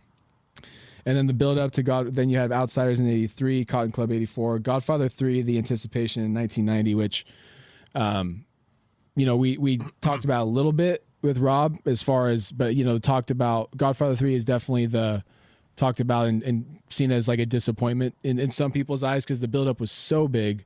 If you can imagine how big Godfather 2 were, can you imagine like what 18 years later, the third movie to like one of the best movies, two of the best movies of all time, well, and remade. Such a terrible situation where people are basically saying like, your daughter sucked so bad. And that's, yeah. And like, that's the reason this movie sucks, is because your daughter sucks. Like, that would be so difficult. And you know to that deal Winona Ryder was first choice. She was set. I think she got sick or something. So what I read was that her performance was panned, and that in the newest version that I think Rob worked on, like the new Coda version, that Diane Keaton was saying that it's fixed. Like it's better. Her performance is fixed in the newest version. I watched it today. You didn't like it? I'm not trying to like I'm not trying to bash too much. But it didn't fix her. It's rough. It's rough. It just is. But Coppola, I mean, things like, so he was. Some articles said that he was. So he had started American Zoetrope, and that was kind of bleeding him of money, and he came into Godfather needing funding and needing money desperately, and so this Godfather kind of fell into his lap in a way. And it's funny that ended up being what it was. Hollywood execs were they basically had his replacement sitting off camera as he's filming the wedding scene. So Really? His replacement's there sitting, they're ready to pull him off, so much that he knows that he's about ready to get canned. He knows he has a young Al Pacino who's a future star. He knows deep down. Nobody else does.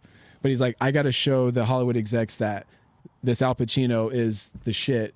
And so then we got to speed up and get the restaurant scene, Italian right? restaurant Yep. scene. We got to get that in now, so that you can see my vision. You can see that he's the shit to kind of save So I his read job and Al Pacino's job.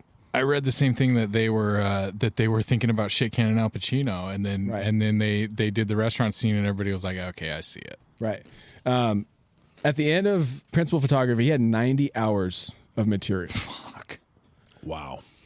Let's So, make like- a 3-hour movie out of that. Right. So I mean, how So he did badass some do serious you have editing. to be to turn. I mean, how is that not its own form of artwork? You go from filming a movie and then to think about gearing back up and turning that into what it turned out to be from 90 hours of footage. Like the things that you don't want to cut. There's 100 things you probably don't want to cut that you're like, this is going to make the movie, but I have to cut this. I don't know how this is going to turn out. He's probably faced with that decision 50, 100 times Oh, yeah. in the course of editing. But it's just Coppola, his vision, how it turned out, how timeless it is, the influences that you see everywhere. His lineup, it's not huge, but it's some of the best movies of all time. And he's unbelievable, and that's my guy. That's my snag. That's beautiful. I'm going to snag something you were just talking about, and that's Pacino. But I snagging specifically, again, not having seen Godfather, but seeing a shit ton of other Pacino movies. Watching Pacino in a very understated role, and I know, I just from experience, I know Godfather 2 gets a little bit more crazy, but in one, just watching this very subtle performance of a guy who, he's had a tough life. He's grown up in his family, and like they've been through mob shit. But as an older guy now, he's gone through the war. He's a hero. He doesn't want that, and then just watch him get just slowly pulled back in, and him having to deal with that. It's amazing, and then like. A great performance. Like if you cannot watch Godfather and not say that this Pacino kid is going to do something special. Dude, he's bubbling. Like he's literally like his eyes are quivering. He's bubbling. The only time you see him get angry, which is when he slams his hand on the table at K towards the very end. Like that's when you see him get like a little glimpse of the anger. Because when he shoots the guys, it's more of him just scared shitless. He's freaked and out. his eyes his look, his look right before he's like about to pull the gun. Yeah. You can just see in his face. He's like, "What the fuck am I about to? I'm going to do it." Like I said earlier, when he goes into that bathroom and he can't find that gun for a couple seconds, it's like, which also, by the way, the choice to not have subtitles during that conversation. Oh, I know. Yeah, it's fucking unbelievable. We stopped the movie. I was like, "Are we supposed to know what they're saying, dude?" But you do. She's like, "Why are they showing subtitles sometimes?" But if you watch it, you do. Like if you get the gist of what he says. You get He the gist says of what basically he's saying. something of, "We didn't mean any disrespect." And he kind of looks over at the cop one time. He's obviously talking about the cop at one point because he kind of like looks over at him and like basically like, "Yeah, sorry what." You get the gist of what he's trying to say, and he's basically trying to say, "Hey, look, Michael," and he's nervous because he knows that Mike. Because you can tell he's nervous at what Michael's going to do. He doesn't. I don't know if he thinks he's gonna like Michael is capable of doing what he's doing, but he knows that he's on like a thin edge with Michael and the entire family. Well, he's like, "Hope you don't have a temper like your brother Sonny." Like, I like that how the cop's like, I frisked him. He's good. Yeah, I frisked him a bunch of You gotta go. You gotta go. So I was gonna snag exactly the same thing and make basically the same points that you're making, Brad, which is, and to put an exclamation point on it. I mean, Pacino. He has many great roles, so I don't want to push this too far, but it sort of reminded me of the way that I think about Stallone in Rocky and then in Rambo First Blood, right? Because if you haven't seen Rambo First Blood in a while, go back and watch it. It's nothing like the later, especially the much later Rambos where he becomes a caricature, and similar with the Rockies, like. He's subtle. He's not the Sylvester Stallone that we've come to know because we've seen him kind of become a caricature of himself many times over. Yeah. Right. Yeah. And Pacino obviously is I think, maintains a much more serious and much more, like captivating, presence in a lot of later movies, but he does get kind of bigger and more exaggerated.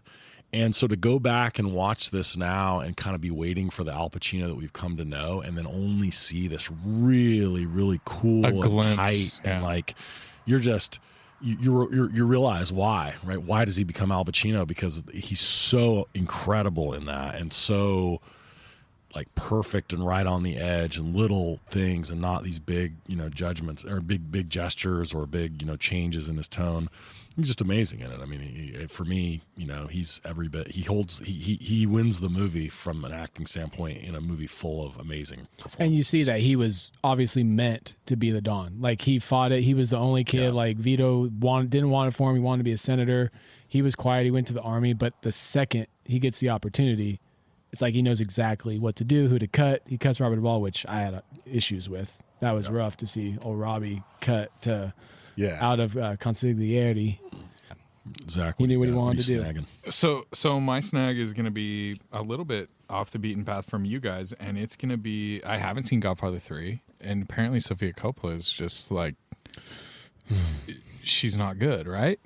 So my snag is Sofia Coppola because she has done two movies that You like I her acting in Godfather 1? fucking love. Oh, sorry. And I'm gonna say the Virgin As the baby. Suicides, the Virgin Suicides in 1999 and in 2003, Lost in Translation, are two of my favorite movies, and especially Virgin Suicides.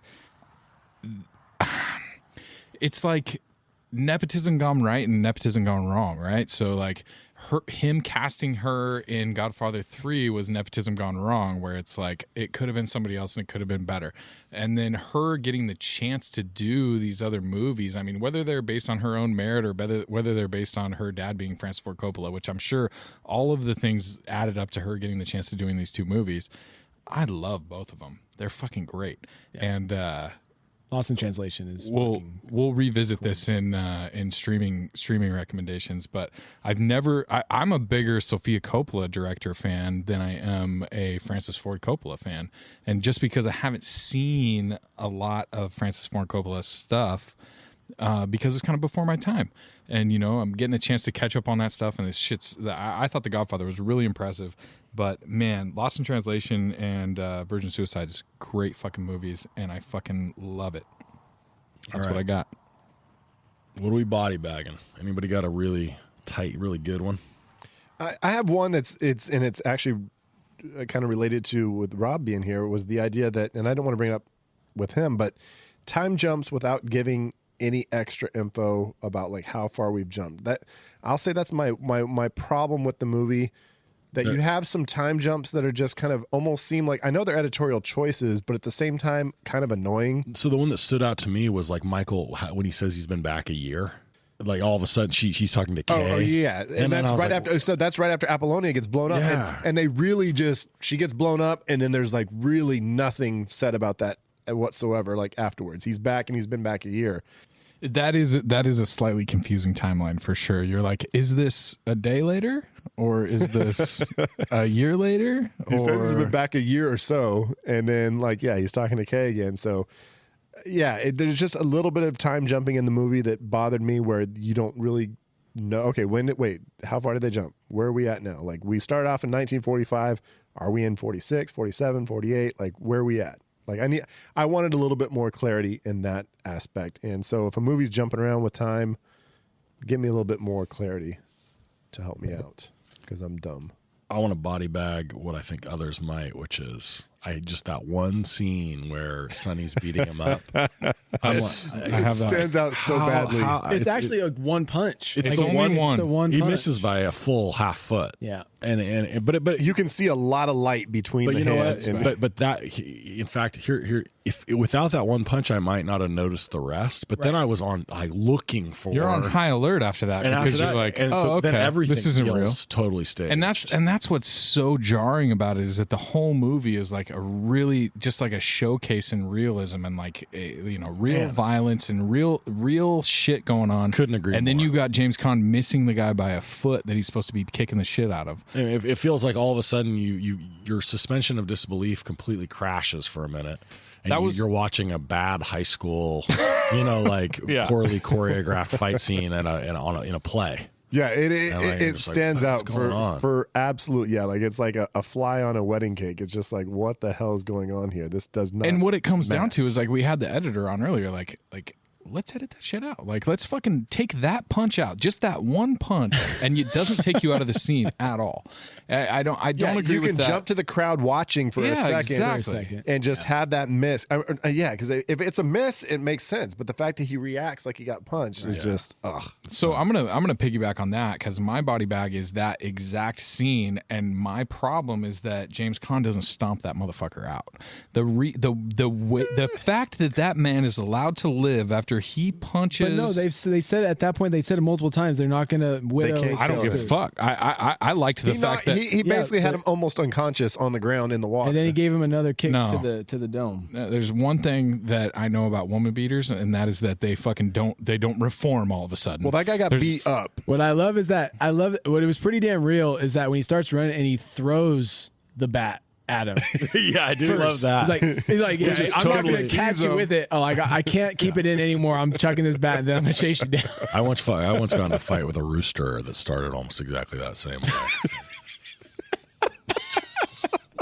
Nate was out here cockfighting. That's a true story. Did you throw a bat? No, I had a pair of giant iron scissors. Oh, you were coming out for blood. Oh yeah, no, I was going to try to kill it. But I mean, I didn't start trying to kill it. It's just that it bowed up and started trying to go after. You didn't start it. It tried to go after my children, and I was like, and I lost my mind. I started yelling at it. I accidentally impaled my son. It was like that time at the church basketball game. Nate bit those knuckles like Sonny. Oh. I was screaming. I threw the iron scissors, and it just missed. And then I started yelling at it. Let's fucking go! Let's go to this rooster. And of course, the rooster's like, I balk. You know, I didn't know what was going on. I lost my mind. Nate flinches at it. Anyway, I get what Sonny was doing. I understand him. I feel him. I don't get what Sonny was doing. I think if somebody does anything remotely close to that to your sister, and you're also a fucking cold-blooded killer. So Nick, but you think the second time he was going to die, though, right? No, for sure. But it should have never got there. That's my point. It should have never got to the second time because Nick, you as a young man with a beautiful younger sister, you cannot allow something like that to happen to your sister, right? So it's the minute that your sister gets beat up, but you have to frame it in the reference of you're already a murderer, right? So you already kill people for fucking talking shit about your uncle or whatever it is, whatever you Italian people kill people for. But I'm saying it is funny that Sonny was the hothead and killed anybody at any point. Exactly my point. And then that was when he drew. You are making my point. A person we know once saw a woman getting beat, like while she was like the husband was driving or the guy was driving and was beating his woman in the driver's or in the passenger seat. He pulled the guy over and was going to fight the guy, and before he's about to fight the guy, the woman jumps out of the car. So that's. Takes the guy's side and is like, he's gonna beat your ass. So this is a very common deal. And so with you beat the guy's ass, and then now the woman's mad at you. Right. This is what happens with police. They always say that you get called to a domestic violence disturbance. You get there. By the time you get there, the woman is thinking, oh my God, I don't want my man to go to jail. He is the one that supports me, blah, blah, blah. I don't want this to happen. And so now they're defending them and telling you all this stuff. Whereas 20 minutes before they were calling the police because they were fearing for their life. Right.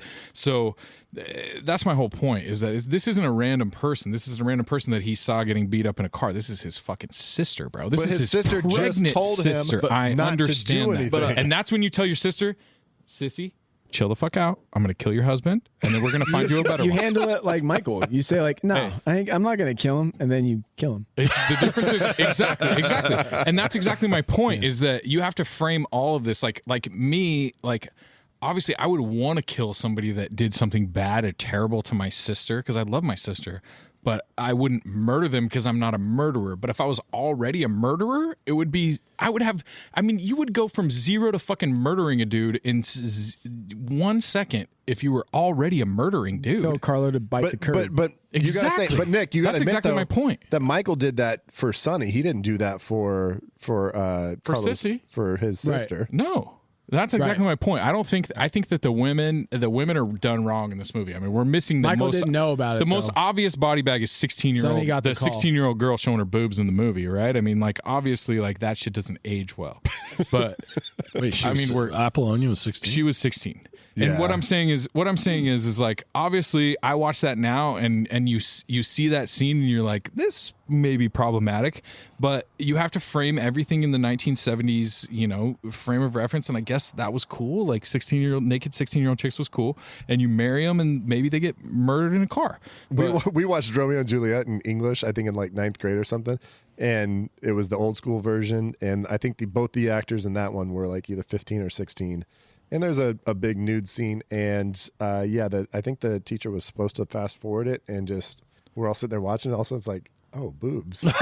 Yeah, and they're running up to the front. Unfortunately, that's the only scenario where it's okay, where you're also 16 and you see the 16-year-old boobs. But what I'm saying is that there's some problems and there's some stuff you can body bag in this movie. But if you frame it in the 1971 reference, I think this movie is pretty tight, and this movie.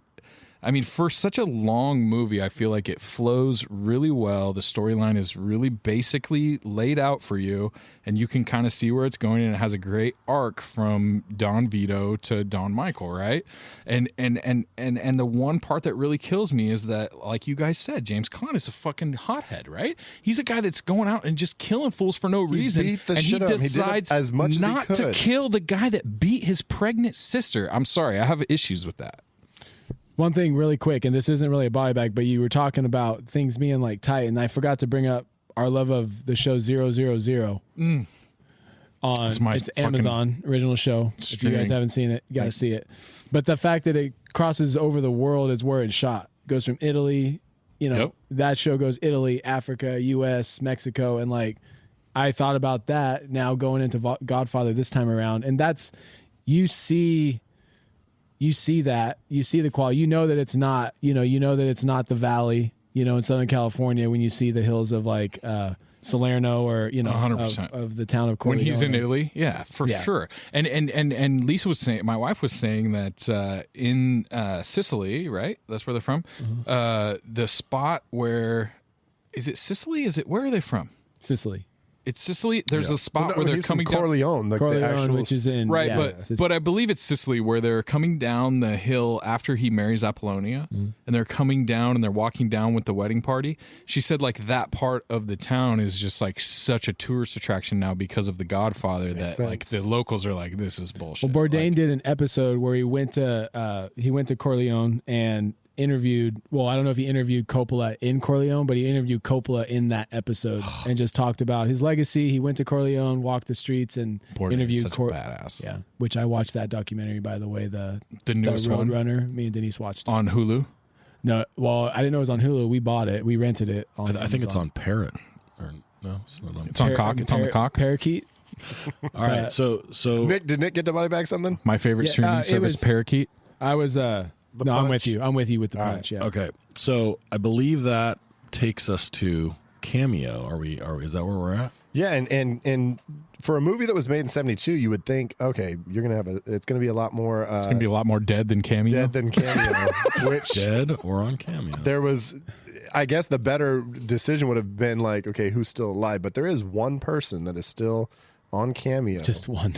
You know what? Just for time's sake, I'm gonna go ahead and just tell you that Gianni, I don't know how you say it, Russo, who played Carlo, the aforementioned guy that Zach wanted to have die way earlier in the movie. Oh, the douchey husband? Yes. Still alive. Still alive. And on Cameo. Allegedly has former mob ties, and he's on Cameo. How much you paying for Carlo from The Godfather? I'll bet it's more than you think. Do we get to stomp him out? Because I'm pissed. I wanted to get one kind of say, I forgo. I forgo you. Gabagola. I bet he's $120. I'm going to go...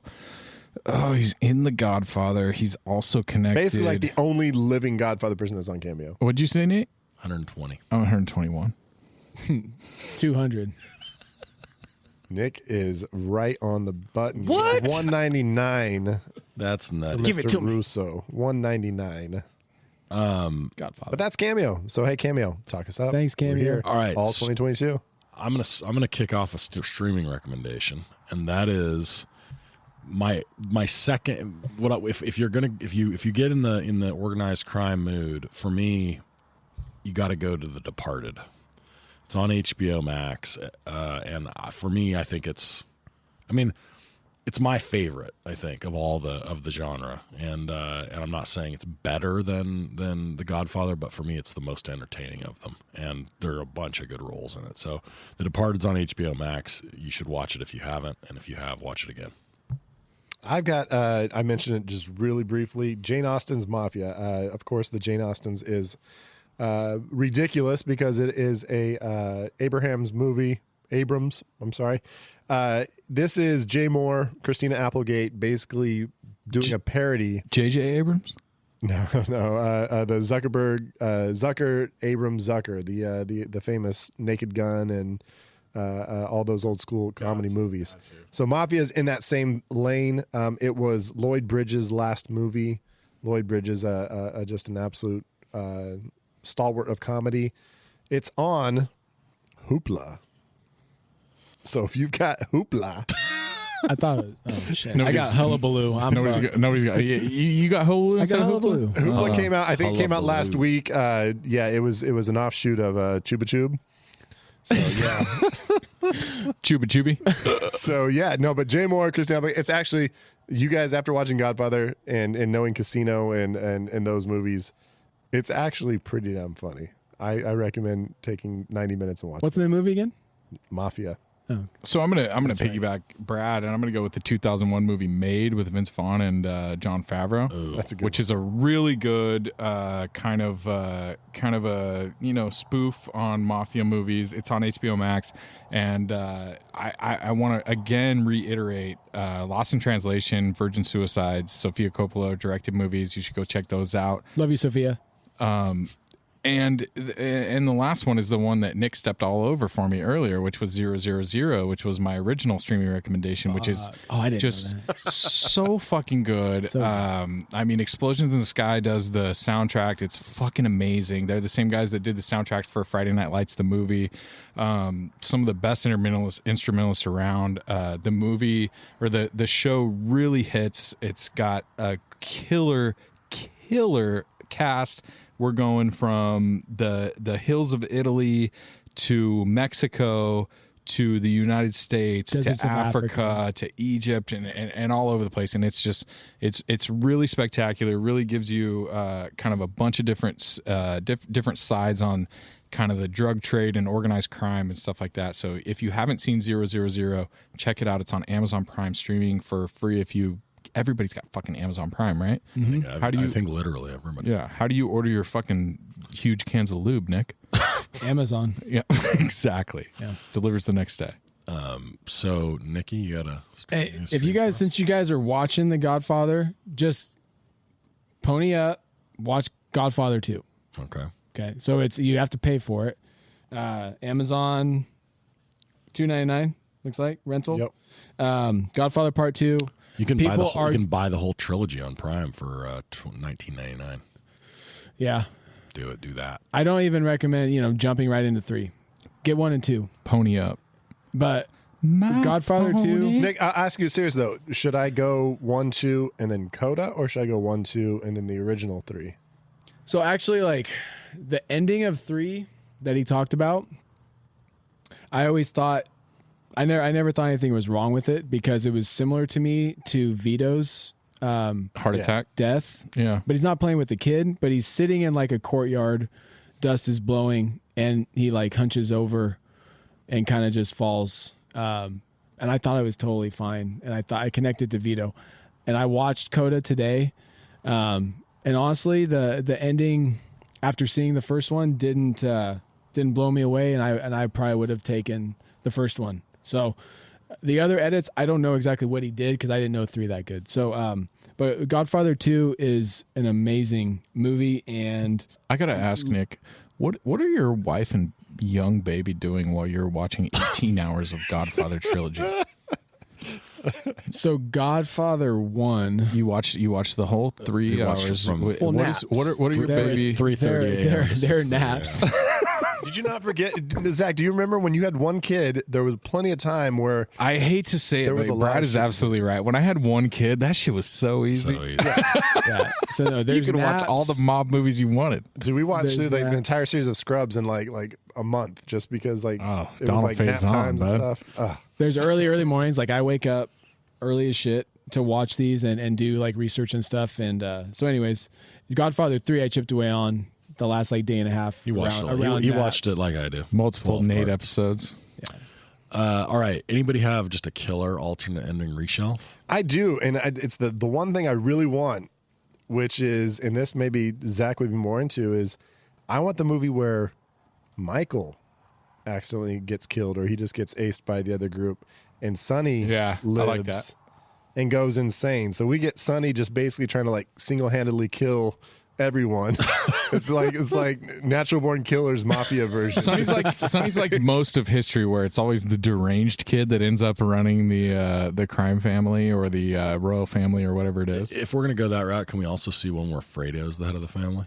Well, see, I haven't seen 2, so I don't know. I know Fredo's got some crazy shit's gonna go down, but He's the one that went to Vegas, right? yeah. I love the scene where they get to Vegas and he's just like trying to show him all the cool stuff, and he's like, "No, I'm serious right now." Well, his little brother's like, dude, like, you've been smacking my brother? Yeah, He's like, oh, just once. Fine, he didn't mean it.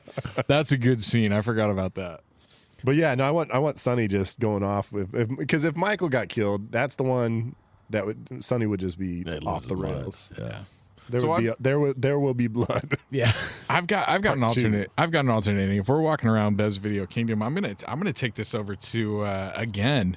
We're gonna go back to the Tarantino well, because Apollonia, right? She's the real tragedy of the entire story. Like, first of all, she's like 14 and dude's like, "I'm gonna marry you," and she's like, "Okay, I guess so." And he's like, your name is the same name as the city that I'm from. I guess we're gonna get married." And then she's just like, "I just want to drive the car, Michael. Let's just drive the car. Show me how to drive the car." And then she fucking gets blown up. So my deal is the end of Godfather 1. It's like the long scene of Michael, and you see the wide shot, and it comes out, and he's like obviously Don Vito now, right? And then I want just a cut right after that to the fucking smoking pile of the burning car, and fucking Apollonia's hand just like comes up and fucking grips something, and you're like, "Oh shit, Zombies. she's still alive." So- and then So maybe this. I was gonna say, well, how does my dad's Godfather the Godfather Till Dawn? exactly. So it's basically Godfather Till Your Dawn. dad had a Godfather Till Dawn? No, but he's saying that any ending to any reshelve it, you just add Till Dawn to it, My right? dad wants every movie to be. So Till Dawn. Invite some zombies or some Apollonia's arm vampires. comes up at the very end, and you're like, "Oh shit!" And then something's the going real down. zoom out and the hills Yeah. of Corleone, and you see all the caves, all And the then vampire caves. Zombies and camp And then vampires everywhere. what I'm envisioning is Godfather 2, and like it starts the same way, and like everything's happening in Godfather 2, and then all of a sudden people just start getting knocked off left and right, and you get some sort of creepy scenes of like this like severely burned like 14-year-old like exploited girl like murdering people, and then at the end that's how Michael gets it. Like Apollonia comes back and is like, "Fuck you, Michael." I will say she Fucking Zach, you. You're 100% on that she is the least important, like just like basically She's an we need a afterthought. placeholder. Okay, Yep. here's our placeholder, because after she gets blown up, there's not a word said about it. Yeah, you're like, you know what he would want to do while he's in exile in Italy? Probably bone an underage girl. And they're like, okay, Right, so but- we'll but just okay. throw that storyline in. But what should we do? Like, he's gonna need to go back to Diane Keaton at some point. Like, let's blow her up. Yeah, fuck it.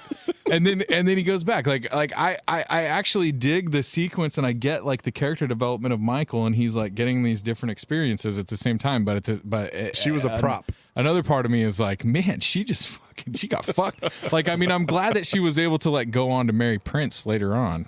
That was like a happy ending Ooh, look for at her. that little Purple Rain reference. That girl? Apollonia, bro. That actress? No, it's just another girl Oh, named shit. Apollonia. Oh, I knew that. You got one, Nick? I did not come to the pod tonight with anything, but in the course of talking about Vito You have on the 7 day, pages of notes. You're And I- saying you didn't come with anything? No, dude, that's Godfather respect is what that is.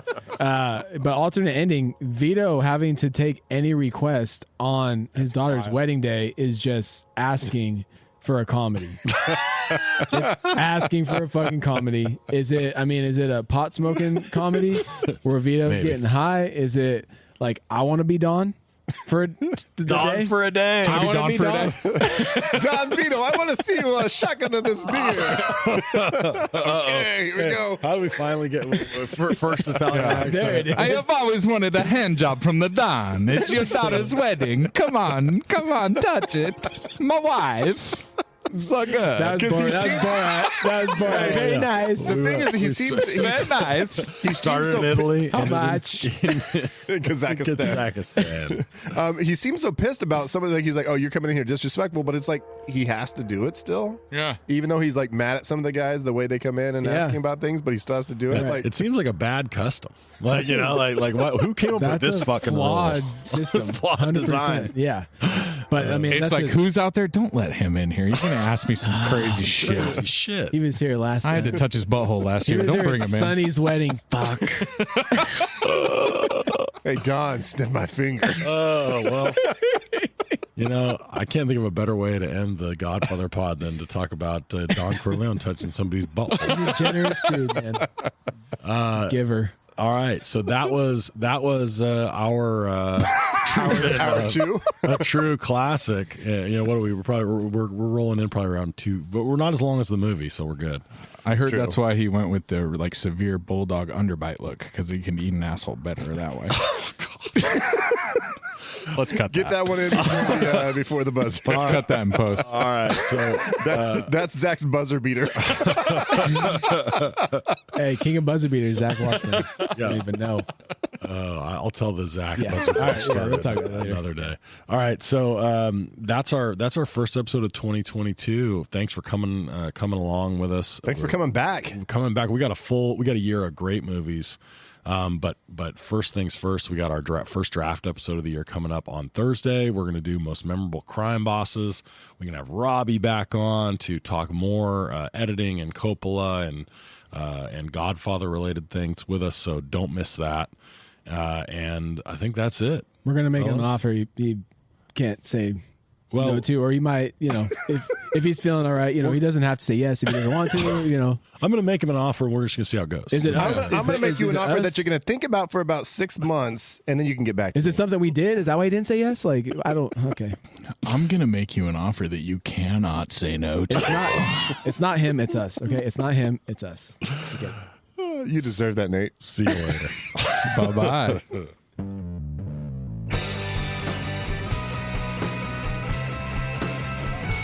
I wanna be at Beverly's, bringing me home with my movies, just to blind by, no reason why. I love this scene. Nick, Nate, Zach, and Brad, your favorite podcast. Let's start this thing.